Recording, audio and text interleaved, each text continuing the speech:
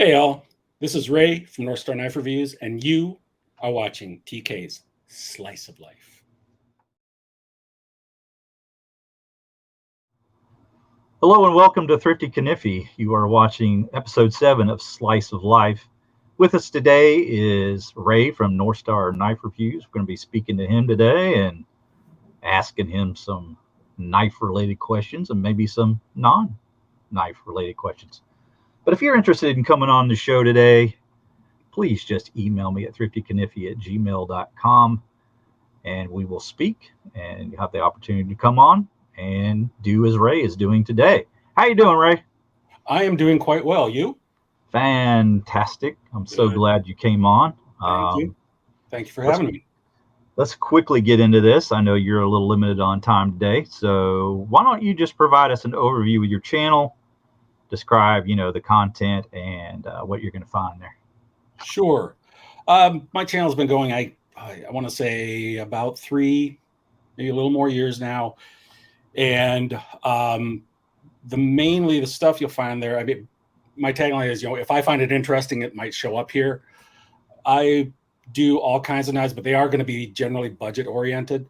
I would say 90% of what I have on there is less than $50, and a lot of it's less than 30, just because that's sort of where I am as far as collecting, and that's kind of the stuff I like. I do like, Scandinavian, Nordic. You might find some reviews of those. I did a Scandinavian knife series back about a year ago. There'll be some Rough Riders on there. There will be just some, just unusual knives. And, I like old timers. I know you like old timers. And I've been getting more into Victorinox lately. I've had Swiss Army knife. I probably got my first one, decades ago. But, I had some. And then maybe 6 months ago, I really started getting more into them. And then, when the end of the year, when it came out that they were going to discontinue a bunch of models, I start buying more, of those, especially some of the less expensive ones, that I bought maybe like 5 or 6 to give out and to send people. Right. Why did you begin making YouTube videos? I mean, what got you, what was the impetus for doing that? To keep my wife from being extremely bored by me telling her about knives. Because, I've had knives for a long time, but really got into collecting them maybe about 5 years ago. And, got more and more into it and started watching videos online. I was like, I would tell my wife I remember watching some cooking show. I was like, oh, hey, he's got a Kershaw leak. And she's like, why are you telling me this? Mm-hmm. And so I was like, maybe I need to find other people to talk to about it. Right. So I decided I've got a phone and, my stuff, I don't do nearly the editing that you do. I just don't have the time or the, knowledge, but I just started doing it so that I could talk about my knives. And I figured I'll put them up online. If somebody else finds them interesting or useful, great. If they hate them, that's fine. They can say, I don't like it and move on. Yeah. I call it the rolling in the back, the eyes rolling in the back of the head logic, because when you start to speak to your loved ones about a hobby that they're not interested in, that's the effect that it has. I know. So that it's a kind of a common theme, I think, that people have started for that reason. I know for sure that's at least part of the reason I'm doing it, because they have zero interest in the hobby. But so what would you kind of spoke on this a little bit, but what would you say your approach is to making the videos? Most of them, we'll call it cinema verite. I don't know if that's, I don't know if that's the right term or not, but we'll go with it. I don't do a lot of editing. I don't have the equipment. I've got kids ranging from 24 down to 4. Yeah. With work, and my wife works 12s at a hospital. And so we're very busy. And so I decided, it's going to be, you get what you get. I have on occasion, when I've said something really stupid or flubbed my words really badly, I will do it again. Yeah. But otherwise, I don't have the fancy graphics and stuff. And I admire how, polished yours is. I'm always impressed by it. And someday when my kids aren't, throwing mud all over a room, or, you hear a big crash and you're going, oh my God, what did he do now? Then maybe I'll be able to edit. But for right now, no, it's going to be pretty much one take. Yeah. And I noticed you kind of limit it to maybe 6 minutes or less. I do. Yeah. You try to get through it pretty quick. There are some people, God bless, like JW Greenbaum. I mean, his episodes are 25 minutes, half an hour on one knife. Right. And he's always got tons of information. He's very knowledgeable. That's just not me. I like to do things quickly, short attention span theater, and get it out there. I'll do, occasionally I'll bump up on that 7-8 minute mark, but that's pretty rare. I like to do just 5 minutes. Here's the stuff, and there are going to be other people who are far more knowledgeable, who have much more information, but maybe this will interest you, and then you can seek out somebody else for more. Yeah. My kind of take on that is I try to do I think my goal is to be between 10 and 12 minutes. But I found that the analytics that if you can get people to watch for half the length of the time of the video, then you're doing pretty good at that length. So I think you probably have a very high percentage of the video that of watched if you're only doing like a 6 minute video. So that's pretty good. And yeah, to power to you, man. I just can't get it all out. And I've been doing a lot more shorts lately too. Where I'll just show a knife, no speaking, just set it to music. And again, that was because life has gotten busier, and those I can do the video in 5 minutes. And then later on, when I have a little time, I'll just edit it a little bit, maybe shorten the length of it, put a music to it. And I just don't have to worry about some things that like airplanes going overhead or something. Yeah, I've seen a couple of those. Airplanes all the time. During the summer, I like to do stuff outside, and almost, probably 90% of the time, at some point, I'm going to say, "Up, be back in a few seconds," because there's an airplane over. Yeah, I've seen a couple of those videos. Yeah, it's almost. Yeah, I empathize because it's my calling card now. All right, we've got a lot of knives in common that we like, brands anyway. Let's talk a little bit about Rough Riders. What's your kind of take on Rough Rider knives and in general? I think Rough Rider generally provide a pretty good value for the money. Most of them, the traditionals, are going to be 440A, although some of the newer ones are 440B now. The 7CR, and that's not a steel that's going to hold an edge forever, but it's easy to sharpen, easy to take care of. And at $15, you can buy them, give them to your kids, and if they lose it, it's not the end of the world. And also, I think they have so many kinds and varieties and models. It's a great way to try a model, like a sunfish, elephant toe, whatever you want to call it, or a whittler or something, and see, do I like this knife? And if you do, well, they probably have 10 more that you can buy, or you could go, if you want to get a little more premium, you could do that. But I'm not going to spend $75 on a case just to try a pattern, but I will spend $15 on a rough. And I mean, the Rough Riders also, if you like to collect, you can build up a nice collection, not overly expensively. You can, if you have over the course of a year, you spend $200 on Rough Riders, you can have a dozen, 15 knives in your collection, and they're all very nice and they're usable. This is not to disparage high-end knives or super steels at all. I mean, they are fantastic, but for a lot of people, the 440A, these are what I call 90-90 knives. They're going to be good for 90% of people in 90% of situations. And, they're just a nice, usable little knife. They're not junk. Right. You got something there you want to show? Oh, sure. So you said we'd talk about a few Rough Riders. So, and I'm sorry, my lighting in here isn't great, but this is, and I'm going to look over here because I've got another monitor. This is a little Rough Rider split back whittler. Not sure if you can see the split back. It's got the, I have to do things backwards here. Got the two springs with a divider, and then they come down. The divider goes away. So the secondary blades, which are the pen blade, and on this one, the little clip blade. Those are running on their own springs, and then the main clip point is running on, oops, sorry. There we go. You can see a little bit. It's running on both. Yeah. Okay.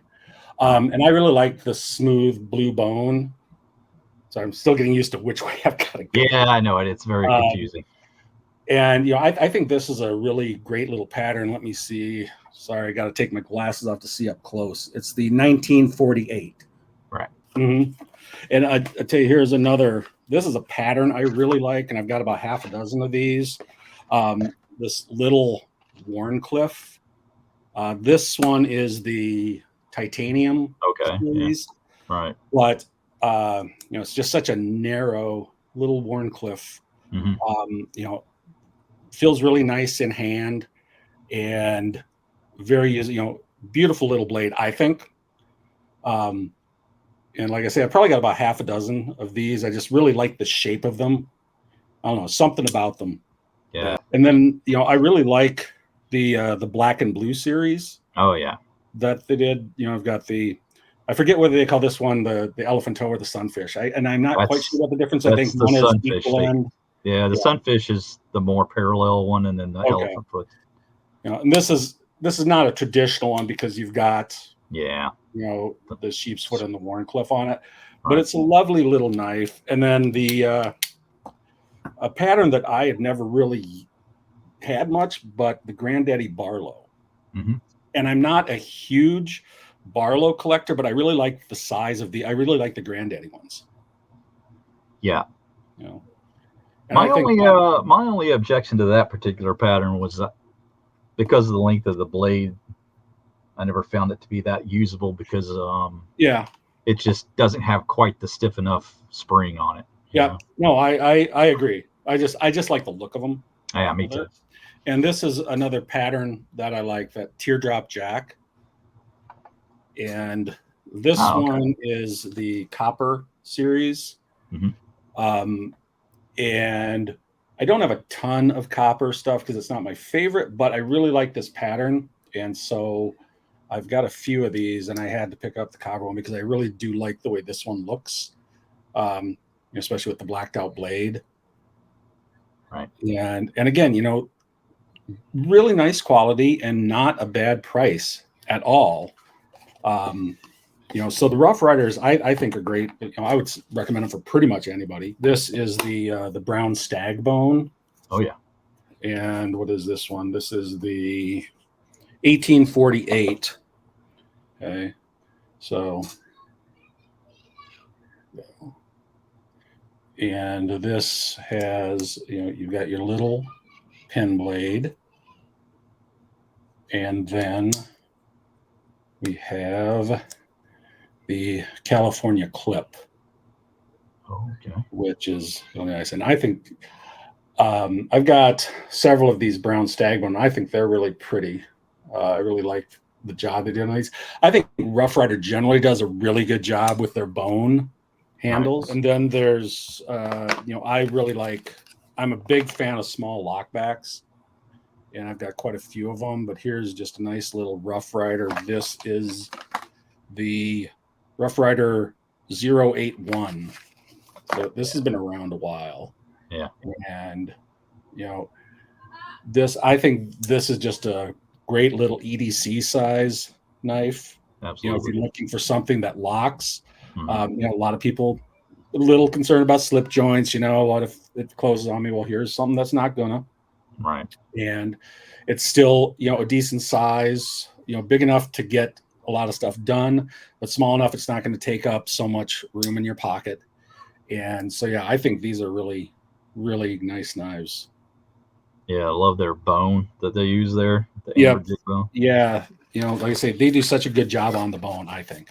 Yeah. Oh, and then there's I like this classic micarta series, and I think there are only 5 knives in this, so I think I've got everything in this series. I may be wrong on that, but and again, we were talking about the patterns that nobody else is making. Yeah. Like the cotton sampler. Absolutely. This is a pattern that before I started looking at Rough Riders, I was not even aware of. Then you get it and you start looking at the history of it and you go, wow, that's really interesting. And it's a nice size blade. Really a nice knife, I think. It's another pattern I don't have. Yep. Yeah, and I know they've got these in this. That I know there's a buckshot bone, a number of others, and then one other. I think this is the last reference I've got in front of me. But this is the little malachite doctor's knife. Oh yeah, and that's nice. And I really all their stonework stuff and this are all nice. But you got this nice long sheep's foot blade, and then the little here's the nail neck. There we go. The little spatula. Mm-hmm. And the end to pound stuff. Right. But again, a historic pattern that you can find a few out there in other companies making, but they're 10 times the price. Absolutely. Yeah, the variation in patterns is unmatched in any other. Pretty much everybody but Case, maybe Case, but Case doesn't.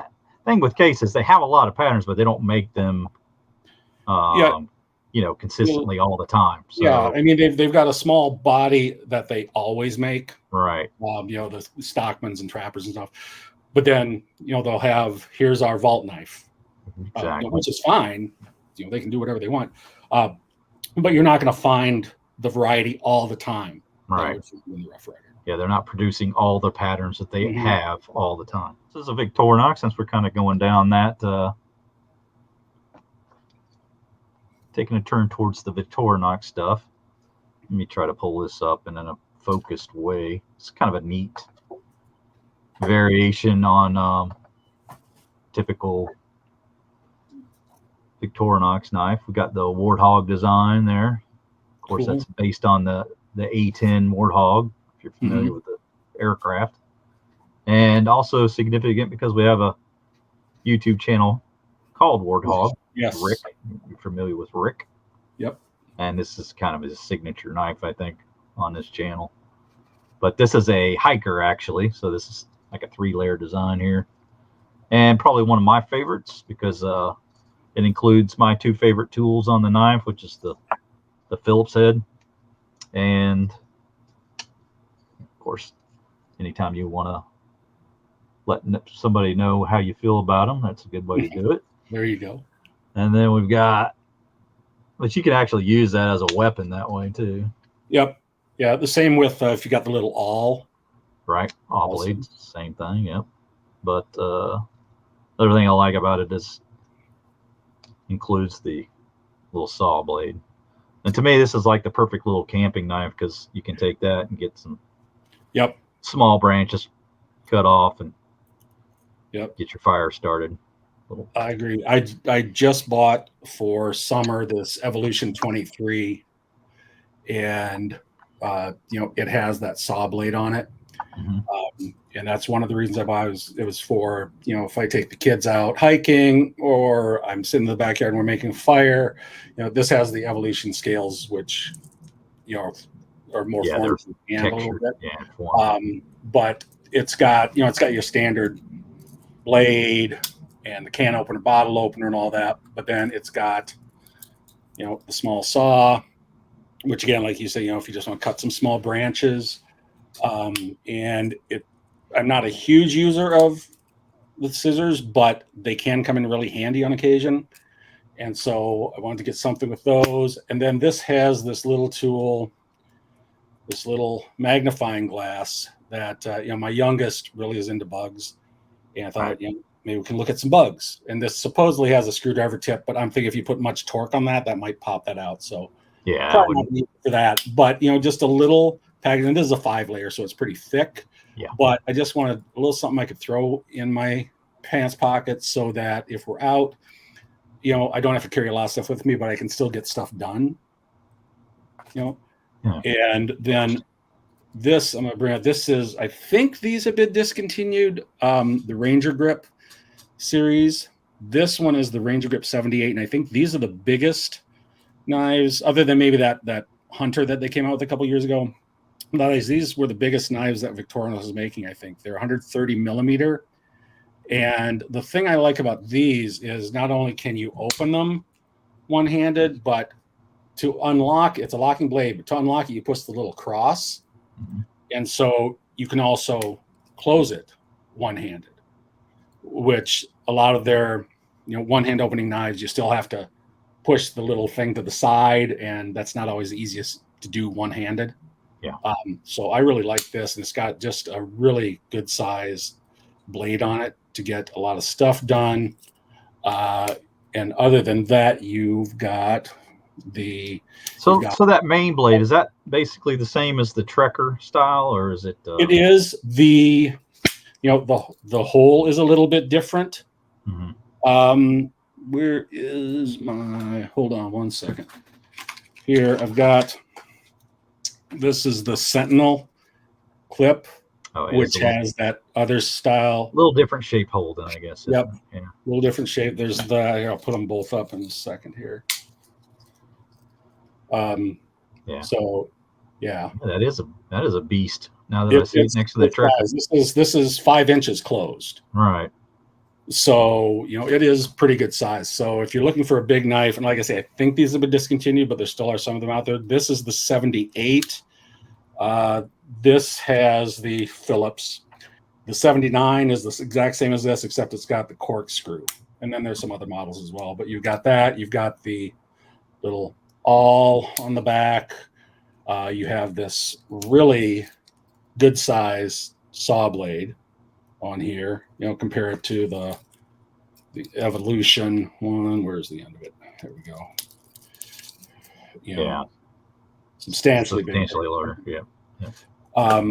And then you've got also the very common can opener, cap lifter tools on here. But I really like this knife. If you like Victorinox, you need something on the bigger sizes. We're talking about bigger knives. Yeah. This is a really good knife, I think. I like it a lot.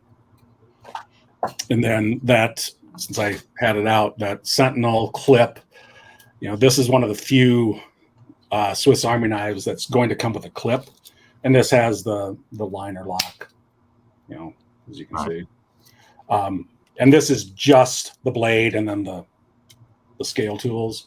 But Victorinox did come out with something recently that also has a clip. I can't remember what the name of it is. But otherwise, if you want a Victorinox with a clip, there aren't a whole lot of options out there. So this. Yeah, curious about the liner lock on that particular knife. Is that on the left side? Is that left-handed style? Okay. Yep. Which, being right-handed, I feel the pain of left-handed people when they have to use a normal liner lock. Because it goes the other way. And yeah, I didn't know if you realized I was left-handed. So yeah, that's yeah. So this, but yeah, I imagine doing a right-handed liner lock's a bit of a pain. I've just it's like everything. You get used to it. I mean, I've had to battle it my whole entire life, every kind of device. I'd say the worst thing for a left-handed person is the old style can opener. Where it's like you clamp down and twist. Yeah. Yeah, that's probably like the most difficult thing of anything right-handed invented that I've ever had to use. But I can still manage. So yeah, it's just a matter of getting accustomed. You had that was it a camper that you just had with the scales? The hiker. Yeah. The hiker. Okay. Yeah. That's one thing that I also like about Swiss Army knives is that you can get, just all kinds of scales. This is one of those from Smoky Mountain Knife Works that they came out with a couple years ago. Trash Panda. Yeah. And I just thought it was kind of cool. So picked one up. It's just a standard Tinker, but I think Brian Wilhoit does these graphics and stuff, doesn't he? Does he? Okay. I think he does. I know he does a lot of the graphic stuff for them. Right. And then this one is from Swiss Knife Shop. This was 50th anniversary of the moon landing. And I thought that was a really cool pattern. So I mean, they have endless numbers of scales. They do. I mean, you could go broke trying to, because they make exclusives for Smoky Mountain Knife Works, Knife Shop, and God knows how many other places around. Mm-hmm. So it's tough to keep up. But if the classics, the classic SD, which personally is a little too small for me. but they come out with so many patterns that I've got probably a dozen just because I thought they were cool. Yeah. And hey, I would like that pattern. And well, the thing with that though is like, if you're looking for a gift for somebody or something like that, there's always going to be some sort of scale that's going to apply to someone, you know. And I tell you, long ago, when I was in college, I worked at a knife shop, and the Victorinox that we sold, 90% of them were classics, and I bet the vast majority of those were for groomsmen's gifts. Mm-hmm. And they'd come in and we would engrave them if you wanted.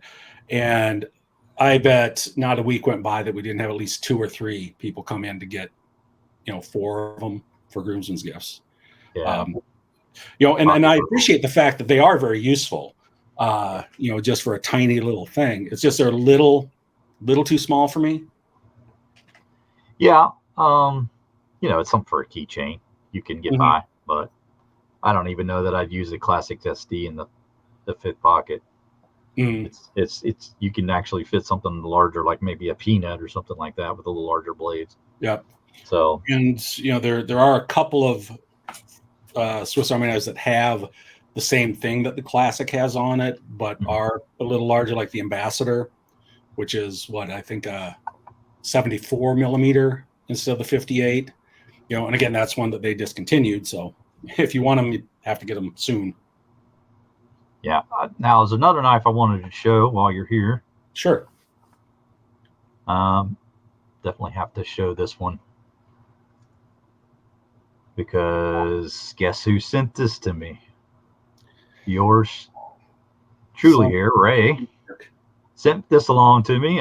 This is the Excelsior, and complete surprise, got to say. I had no idea this was coming. As you said before, you bought a few of these and we're sending them out. I did. Several different people. These, like I said, some of the smaller knives, when I found they're discontinued, I'm like, you know what?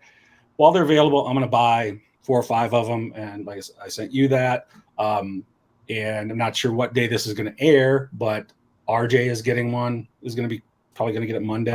Spoiled the surprise. Yep, we will. And I sent one to JW to thank him for the spider code that he sent me. And I've got a couple more that will probably be going somewhere. But I was like, well, I don't know if people will want these or not, but they're knife people and it's a knife, so I think they'll at least somewhat like it. And if it's something you can't get anymore, that's just a little benefit.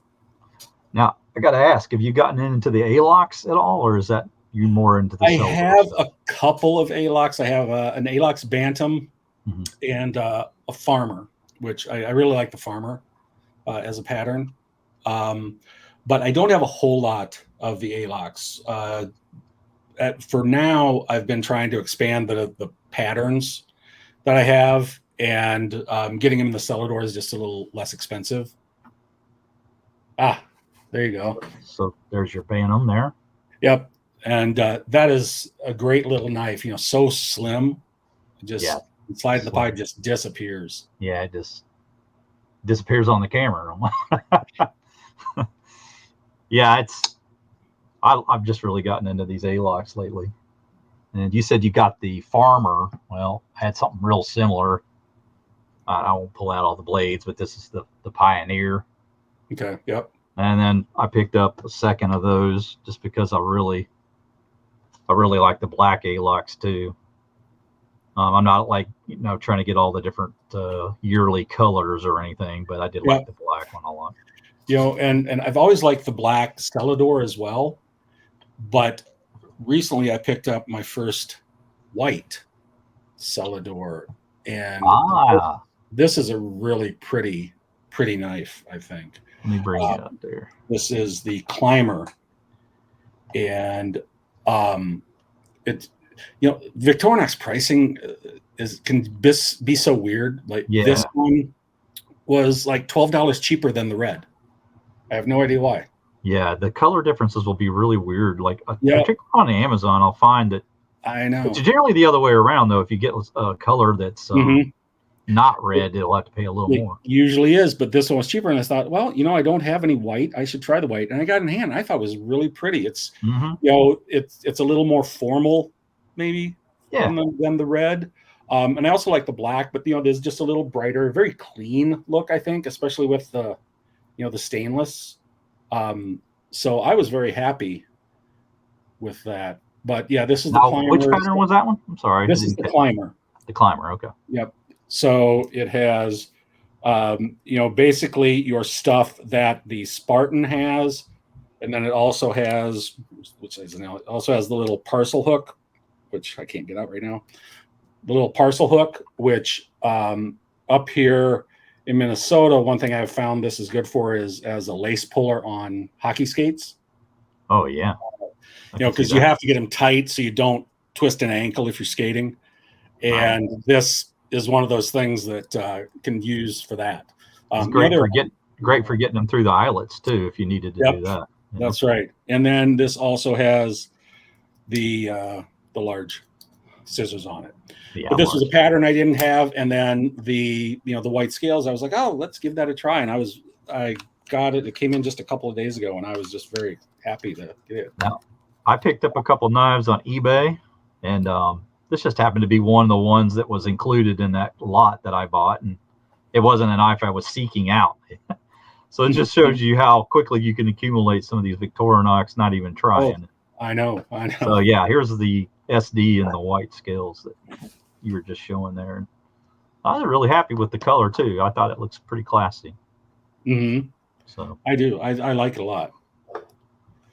And I picked up a Wenger knife, which is no longer around, but Swiss Knife Shop actually still has a few of these. They got them when the Wenger factory closed, and they don't really advertise. It's just I was looking through small knives, and this came up. And since Wenger is no longer around, I picked one up. This is the Bottle Mate, and it's got the little knife blade, the nail file. Whoops, did I pull out the knife blade again? There you go. All right, there we go. There's the nail file. And then on the back, you've got this little combination tool, which is a bottle opener, little flathead screwdriver, and then the wire stripper. And it does not have a key ring, but it does have the scale tools. But I don't know if you have any Wengers, but they face the inside rather than the outside, which in a way I like because it makes it a little cleaner look. Mm-hmm. But you've got the toothpick, and get it back in here now. There we go. And then the the little Wenger tweezers. This is a little bigger than like the Victorinox Classic. This would be the equivalent of the Rally in Victorinox, which if I can get them together here. Try it this way. There we go. See, it's just a little bit bigger. It's 65 instead of 58. Yep, just a little bit bigger. Might be. This is just a little better size for me. Right. I can see that being a little more useful. Yeah. But again, it was something that I hadn't been looking for, but it was like, it was 19 something. And I was, but you know what, if I'm not gonna be able to get the Wengers again, for $20, I'll pick one up. So. And it's like, oh, wow, that's only $25. I should just buy that. Yeah. And pretty soon you got a $500 credit card bill. I know, right? There's a couple of them I got just because I knew that they were. Well, there was a Super Tinker I got for $20. It was on eBay for a short amount of time, and it's like I'm not going to pass that up because I know I'll pay $30 for it if I don't get it now or more. But they also had a sale on this one. Let me show you this. This is why I ended up getting this one. This is the. God, this is such a pain. I have to focus this thing manually, but it's about the only way I can do it. The Super Champ. It's normally about $68, $67 or something like that, and I think it was on sale for $60. So I snagged it, and it's just a It's just a fun knife. It's never going to be one that I actually Yeah. carry. It's just too You're bulky. not, well, your pants are going to be on the ground if you do. Walking in a circle. But how many layers is that? I don't even know. 6, 7 Probably layers. 8, maybe. Something ridiculous. Yeah, it's like Yeah. 31 different tools. Yeah. I mean, something like that's just, but even if you're not going to carry it, though, it's just kind of fun to have. Yeah, absolutely. I mean, if you're gonna collect, these Swiss Army knives as a part of your hobby or whatever, then I'd like to kind of get the most variation that can get. I'm not going to necessarily buy, say, a Huntsman and then go get a Field Master where it has a difference of one tool, for example. Yep. So if I'm going to do it, I'm going to try to get something that's got quite a bit of variation. And again, talking about the price differences on Amazon, I saw like a Huntsman I could get for $32, and the Field Master, which just switches out to it, was $49. Yes. I mean, I think the reason for that is because the Huntsman's so popular. That could be that they make so many of them that it's like, a scale, price of scale type thing, Because I was going to ask you that. What do you think the best value Victorinox is?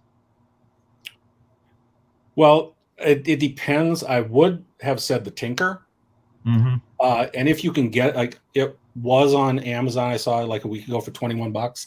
At $21, I don't know if there's a better Victorinox value you can get. But sometimes it runs 30, 35. And at that point, I'm not sure. And it depends what you need. Like that little Bantam. Right. If you're just looking for something to carry around that will cut an apple and do, open a pack and do a little stuff and open your beer at the end of the day. Yeah. That Bantam, which, I mean, the ALX ones are a little more expensive, but I think you can get a Celador one for under $20. But let's say all being equal, what's the best bang for your buck? Would you probably say the Tinker or the Huntsman? I think one of those two. Yeah. I mean, I like the Huntsman because of everything it has on it. And you can usually get it on Amazon. I would say $35, give or take a couple. Okay. And, if you want something like that saw, then definitely that's going to be a value. If you don't need something like that, you're looking just for something to carry around the house to, tighten a screw, then I think the Tinker's a great value. What are your thoughts? Same. Because to me, you get the most number of blades for the least amount of price. And then when you look at the comparative knife, like say there's, like you were saying, but the Field Master, when they swap just one blade, it could be as much as $10, $12 more. Yep. So for me, I think it's the product of scale type thing where they're just making so many of those Huntsmen that they're available in like Cabela's and so forth on the the pegs. You're not going to see a Field Master unless you're ordering somewhere or something, specializes in Victorinox. Yeah. But just like your mainstream availability for the Huntsman is, I think, a lot wider, and therefore I think they can price that lower. And again, the weird thing with the pricing, I was looking just a couple of days ago, and the Wader, which is basically the Bantam with a corkscrew, right, is actually a buck cheaper than the Bantam. Okay, yeah, which is weird because you've got the same knife with a corkscrew, and it's $1 cheaper. It's above my pay grade, I guess. Yeah, well, I'm just saying, always check the prices on these because it's not necessarily congruent with the number of tools on the knife. Yeah, and check around different websites too. I have found a couple of times that the actual Victorinox website, which you would think would be the most expensive, a couple of times I've found the best deals on there. Really? Okay. Check that. Check Swiss Knife Shops. Check Amazon. There are others out there, I'm sure too, but you never know what it's gonna. I've seen a knife might be 35 on one and 60 on another. Right. It's just really, and I don't know about you, but saving $20 is always a good thing in my book. Well, I'm always calculated in my head because it's like, well, how much more do I need to save to get this next knife, right? If I save $12 here and $6 there, that's $18. Now I can get a Rough Rider, right? Something like that. So, yeah, I'm always trying to save just a few dollars if I can. It always adds up. And I tell you what, when we go grocery shopping, I've got this shopping app and I upload my receipts, which God knows what they're doing with that information. But I upload my receipts, and I have, I'll get like $4 or $5 in rebates, and I can, when I hit 20, I can take it on an Amazon card, and there's another knife. That's right. Yeah. Same idea. Yeah, I've definitely, when I'm trying to save up for, maybe I shouldn't even say this because it sounds ridiculous, but I know when I'm really looking for something that I know I'm going to have to pay a chunk of money for, and I would say 250 is about my limit on any knife I would ever buy. But even those I have to save up for a considerable amount of time. It will change the way that I eat in the weeks leading up. Yep. And it has an effect on, it's a real effect on what it is that I do to budget for, some knives. Do you want to order that pizza on Saturday night? Or Right. I mean, there's going to be some mac and cheese mixed in a couple, for that week or two, so just whatever I can do to pinch some pennies. Yep. No, I get it. Let's get into some old timers. How about that? Oh, that would be good. I like the old timers. Old timers. All right. They remind me of my dad. So yeah, talk about that. I think you've mentioned this before, maybe on Tom's interview or elsewhere anyway, but what was the kind of the spirit of getting into the old timer knives? My dad and his brother owned a grain elevator in my hometown, and I would go down. I mean, I grew up in a town of 500 people, and the elevator was at one end of town and my house was sort of at the other. It was like 6 blocks. So I would go down there and, after school on occasion before I'd go home, or, during the summer, I might go down on, a Tuesday morning or something, just hang out, have a bottle of pop and, just watch my dad work. And he would take me, up in the grain bins if I wanted, and I could go along with him. He's, got the truck delivering stuff. And I always remember him having this Rough Rider, this old timer Stockman. And, at the time I wouldn't have known what model it was, but it was, now I know it's an 80T. And he would, probably 5 days, maybe 6 days a week, he'd have that in his overalls, because he always wore those, those blue and white hickory striped overalls to work.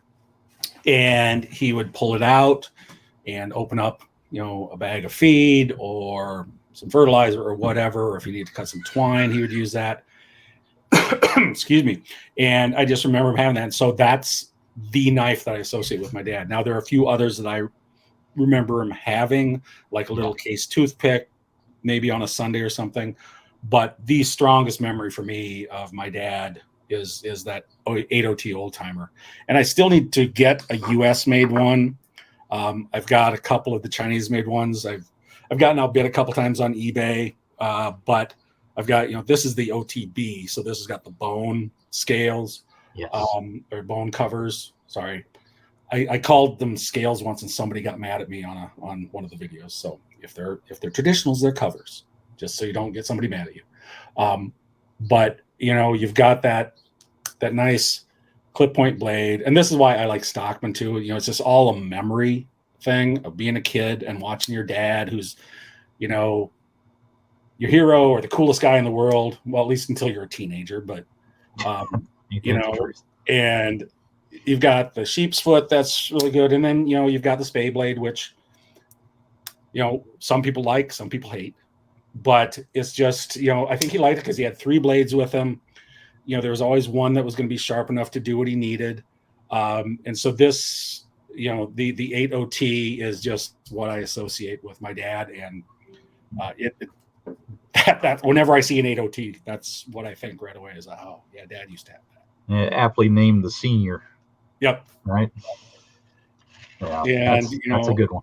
I do have some US made old timers, just not the 80T, but I've got, excuse me, this is the 93, I think, just done. Yeah, the 93 OT. And this has got and this is a US made one. This has got the California clip or Turkish clip. I don't know exactly what the distinction is, but it's one or the other. And then you also have, you also drop the knife. You also have the little sheep's foot. And this is, I really like these too. They're just a nice slim knife. Don't have a tang sticking up to grab your pocket or anything like that. But I think I really like the old timers. I've got a couple Uncle Henrys, but my dad didn't really have Uncle Henrys, so I gravitated toward the old timers a bit more. Yeah. But there were so many people in my hometown who had all the old guys usually had old timers. Occasionally somebody might have a case, if they were being a little fancier, but the old timers were just the working knife that you had. And here's a little Stockman. I think this is the 108. Let me double check that.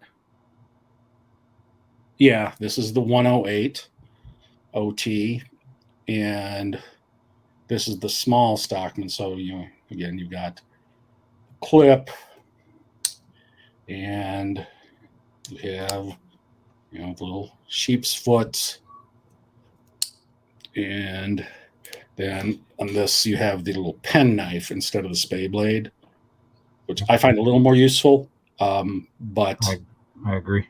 Just being able to pierce with this. But this, you mentioned small knives earlier, and this is a great little fifth pocket carry. Absolutely. Yeah. That's to me like the strongest point of all old timers is the smaller Stockman knives, or just their smaller knives in general, because to me they have a little thicker blade stock than some of their competitors, and I feel like the snap on them is always pretty good when they're new. Now I know if you buy some of these older USA ones, you can get some weak springs and so forth, but you got to understand. And if memory serves, the older ones, the Uncle Henry were the stainless, and the old timers were carbon. That's a correct. lot of times. Yeah. But then I also like the newer, like this, the Heritage series. Mm-hmm. I think these are really pretty. That gray wood. And this is that little lockback. Again, same one. Great minds think alike, I guess. Yeah. Well, this is one of my main carries, actually. Okay. Yeah. It was up until just recently, because I don't know if you saw that video, but Pete got me a Boker that's almost identical in shape to this. Got some. I can show you that. Yeah, let's see that.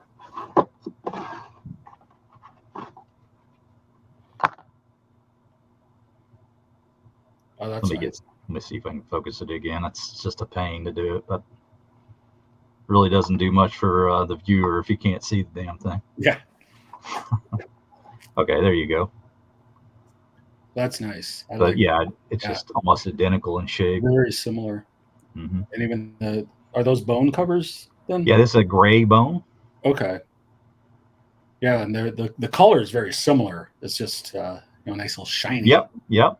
This got some glossy effect to it, obviously, with it being bone. But what model is that? I don't know. It's just called a gentleman's lockback. Okay. Part of their traditional series 2.0, call it. Okay. And I think it's about a $50 knife. So, not crazy expensive, but certainly more expensive than your Heritage series. Is probably about like 35 or something like that. And maybe less than that even. But yeah, really, really cool knife. That's just such a friendly EDC. It's just definitely a reason why I carried as much as I do. And then now they've changed the shield right on these. Is that the 34 OT there? This is the I think it is. This is the 106. Okay. Sorry. Yeah. On the front now it says 1022, which must be a part number. So I don't know. But yeah, this is the 106, which is, it's pretty close in size to this 108 Stockman, but you've got that different shield and stuff. And you've got what's your feelings about making that change? I'm not 100% sure. I like the tradition of this, although I do really like this shield. I like it a little better on the larger knives because I feel like it takes a little bit too much room on the small ones because it's taller. Yeah, a little too much real estate on it. Yeah. Yep. But I do like, it got a little knife up top, little sharp finger, and says established 1958. I like the design of it. I really do. But again, I think on the larger knives, it's nicer. again, for me, there's that memory of this shield. Yeah. But, I'm not going to begrudge them that, Right. things change. And Well, your sentiments are almost exactly the same as mine. Let me tell you what I'm thinking about it. It's like if I was to look at the two knives and I had no basis for a previous history or any kind of reflection on what it did look like before, I would probably say the hexagonal shield looks better. But the fact that it's going away when that's the only shield that's ever been on since 1958, you got the little cigar, hot dog shield, whatever you want to call it. Yeah. It's just that sentimental attachment that's hard to let go of. I agree. And again, if I didn't have this connection to Old Timer through my dad, I probably wouldn't care. Yeah. Because, okay, it's a different shield, But again, there's something, that memory that, I just can't quite let go. Yeah. Again, it's not that I hate the change. It's just that, you're like, well, it's one more thing that's not quite the way it was. All right. All right, we'll kind of run low on time, so let's make sure we get through this without not being able to answer some of these questions that I want to ask you here. But as much as I'd like to talk more about old timers, I mean, for example, I've got this nice Heritage Series 34 OT. Love this thing too. Those That's D2 steel blades. This is sort of the medium side. This is probably my favorite pattern that Old Timer makes is 34 OT. Okay. And I've actually got, a USA made one there as well. Pretty much perfect condition. And then another of my favorites, and I know you've probably seen this video, but was the 58 OT. This is actually the Ulster made Stockman that they did for that promotional series with the Prince Albert. Is that this one? I don't know. 58 OT. Yours brown? I don't remember them being in brown. It is the 58 OT Ulster USA. Okay. All right. Well, I wasn't aware they made them with. This is a black handle, so I don't know. Okay. Yeah. This is the Delrin. Not quite the same because the here, where's my, the Schrade ones vary out and become a little lighter at the ends, whereas this one doesn't. Right. Okay. Yep. So I did a video of this about a year ago, I think. Yeah. But yeah, it was from the Prince Albert, and it's a great little knife. And before I got this knife, I didn't know Ulster made an Old Timer. Right. I mean, they were under the Imperial Schrade umbrella at that point, but just very cool knife. And again, a piece of history that you could get. What were these, like $2 and 3 Prince Albert? Something like that, yeah. Yeah, but it's an Old Timer, but it's not from Schrade. It's from Ulster, which was a sister brand at the time. But yeah, it's just the little Stockman pattern. Yeah, cool little piece of history, not everybody's aware of. And they didn't have them make a lot. I think maybe about 4 or 5 patterns, Ulster. Yeah. I think this was the most common one. Yeah, definitely. They had the Barlow here, and then obviously the Camp knife. But I think they also had 2 others that weren't part of the promotion as well. But they're pretty tough to find. They're not easy to find. And no. Because, every once in a while on eBay, you'll see something that's just not labeled quite properly, that slipped through. Absolutely. So you just sometimes I go and I just mistype things on purpose. Yeah, I've come up with something that nobody else is getting. Yeah. I won't give away all of my secrets, but I do the same thing. All right, so let's get into these questions here. Sorry, I mean, I could sit here and talk to you about the old timers all day, but I'm glad there's somebody out there in the community that's as passionate about them as I am, because I think they are just great. I don't know of anybody else really that's into them as much as the two of us are. So it's great to be able to talk to you about the old timers. But all right, so let's get into these short answers. All right. What would you say the most underrated traditional pattern is? For me, it would be it was originally called the Loom Fixer. It's the Half Hawk from Rough Rider. It's got the sheep's foot blade. Do I have mine here? I was actually carrying it today. But it's got a penknife and a sheep's foot. I'll wait for it if you want to go try to find it. I'm not sure I can find. Give me, if I can't find it, like 15 seconds. I don't think I'm going to be able to find it real quick. Sometimes I set knives down. Yeah, that's no problem. What did you say the name of it was again? Well, Rough Rider calls it the half hawk. Okay. And there's a one-bladed and a two-bladed version of it. But the two-bladed, it was originally Case made them back like in the 20s and 30s. It's called a loom fixer. And a lot of people who worked in the weaving industry used to carry these. Excuse me. Tell you what, hang on a second, Ray. I'll since you can't find yours, I know right where one of mine is. Okay, so I'm assuming this is what you're talking about here. Yeah, is that a single blade or a two? Yeah, this is single blade. Okay. Yep. There's also a two-bladed version of that. It's got that sheep's foot blade. It also has a little penknife, about 1.5 inches. Okay, so what is your preference? The two blade then? Yeah. Okay. Yeah. I like it because I like a sheep's foot, but I like having that little pen blade if I need to pierce something. It's just handy to have. But it's this. I have just found it very useful to carry. I bought it.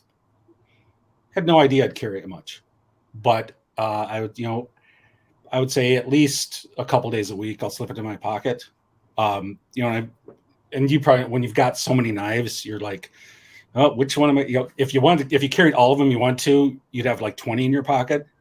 So you have to kind of pick.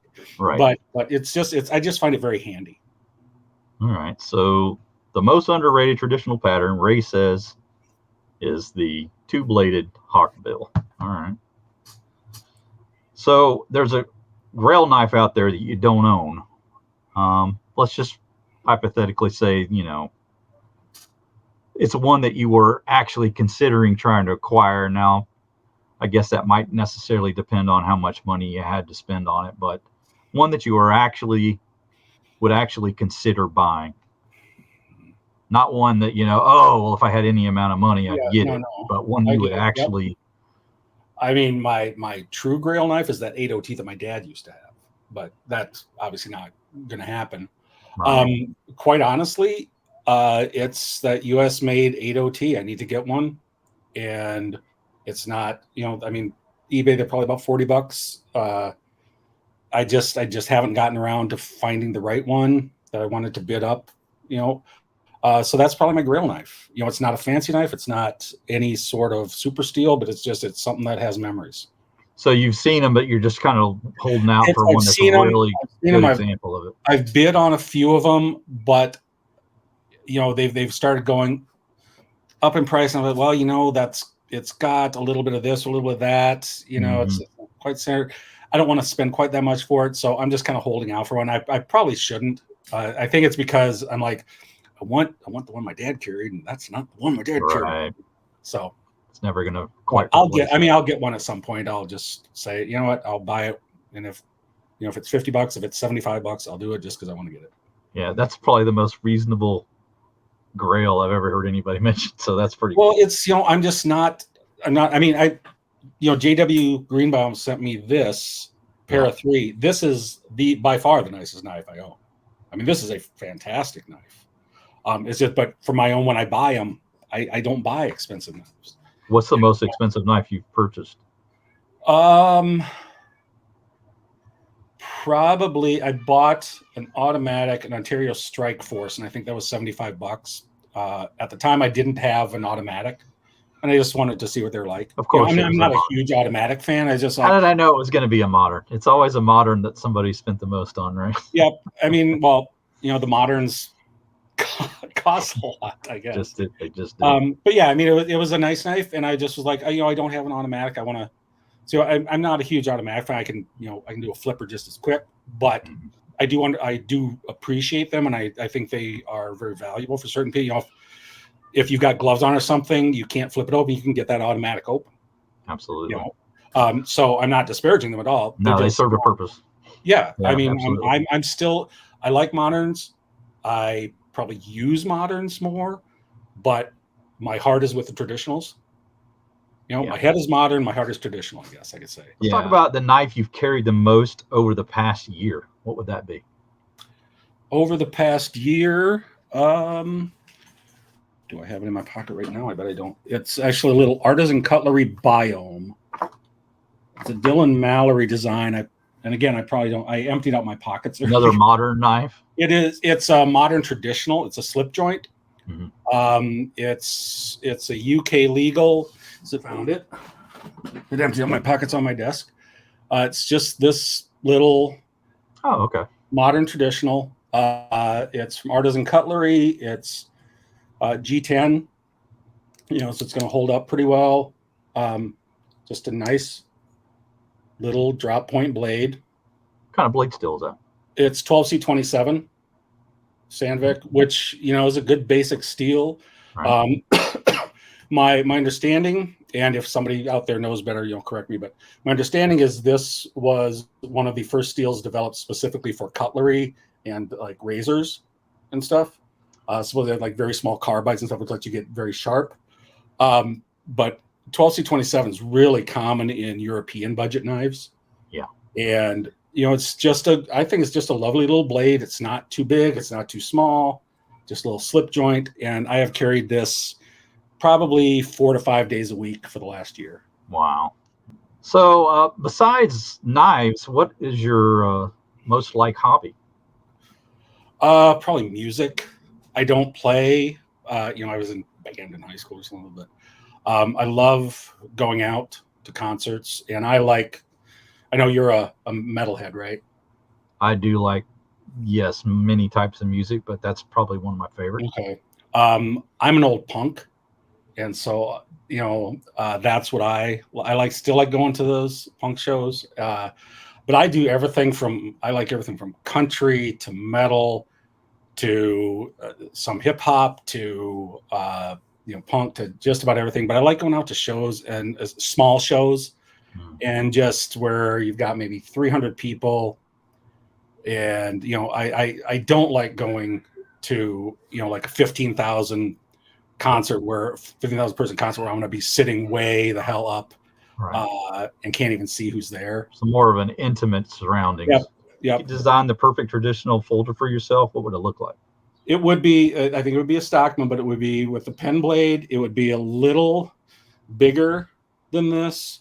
Maybe not quite as big as the 80T, but I like having the clip point or a spear point is fine too.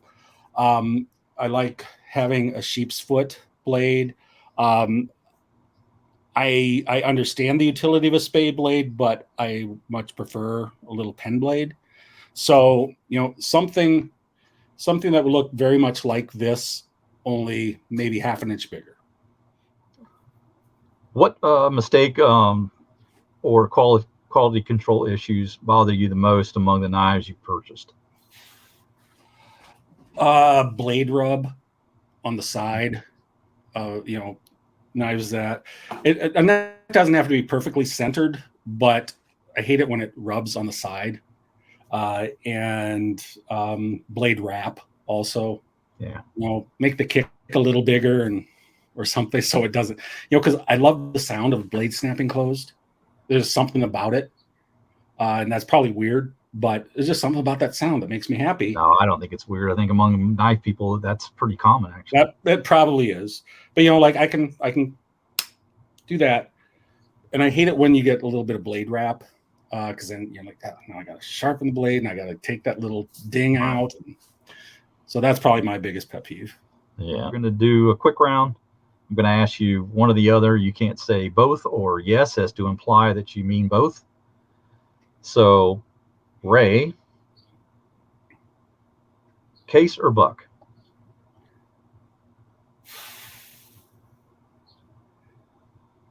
What is the purpose that I'm using it for? I mean, you got to decide that for yourself. All right, buck. Okay. Stack handles or wood handles? Wood. Fixed blade or folder?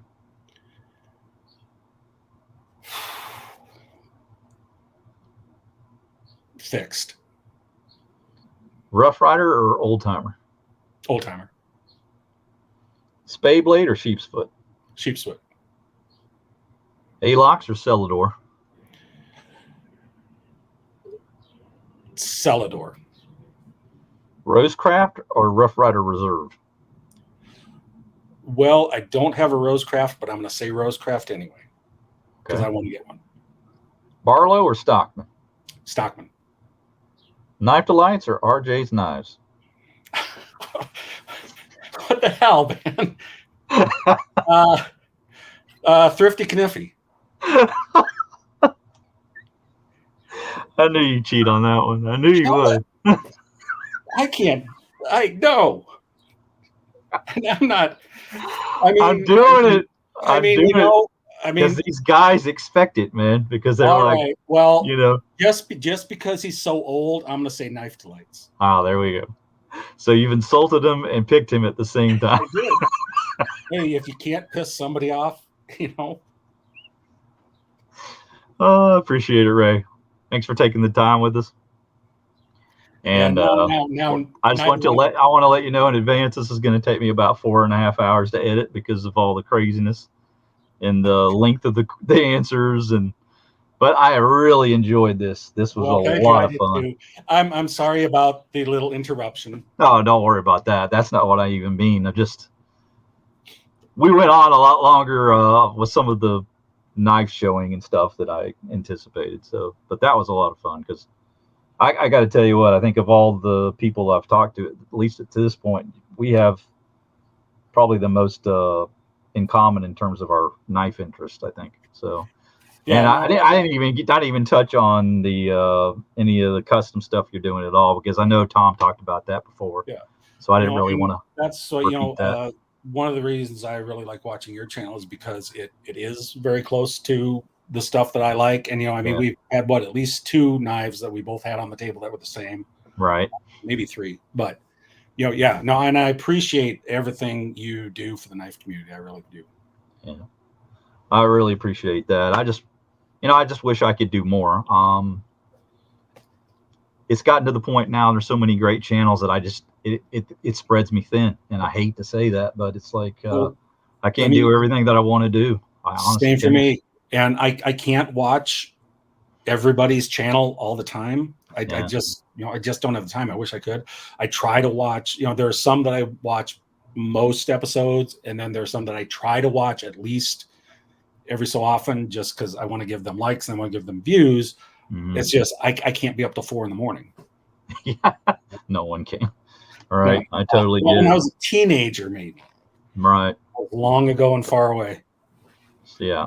So, yeah, it's gotten to the point where there's people I've not commented on their channel when I wanted to, and I feel horrible about it. And it's just gotten to the point where I can't keep up, and then also try to make content too. And it's a good problem to have in a way. Yeah.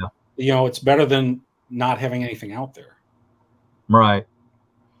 But because I'm kind of anal about how I want to make and present my videos, it takes longer, and that doesn't make things any easier for me either. So and see, and I know it probably shows, but I'm more the fly by the seat of your pants when it comes to my videos. Yeah. And again, it's if I didn't do it that way, I would almost never get them up. So it's just how I do it. But like I say, I love your videos. I love what you're doing, and I really appreciate it. Appreciate you having me on. I appreciate you coming on. I want to thank everyone for watching today. It's been a lot of fun to have Ray on. As I said, we have a lot of common in our knife